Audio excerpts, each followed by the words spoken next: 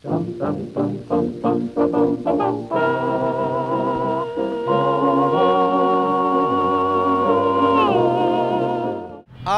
bandila.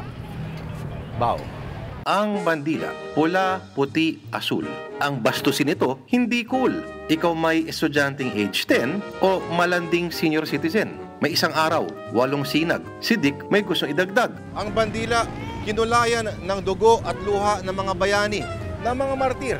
Ang pagmamahal sa bayan, kinarir! Ang bandila, simbolo na hindi na tayo alila. 4 years sa Hapon, 40 sa Kano, 300 years sa Kastila. Para sa flag, ilang libong matatapang pumalag. Kahit tabak versus baril, sa manlulupig, di ka pa sisiil. Hindi ba? Di ba may kasabihan, nalalaman lang natin ang halaga ng isang bagay kapag ito ay wala na?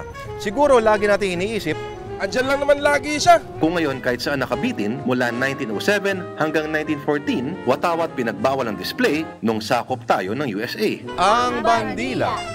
Wow.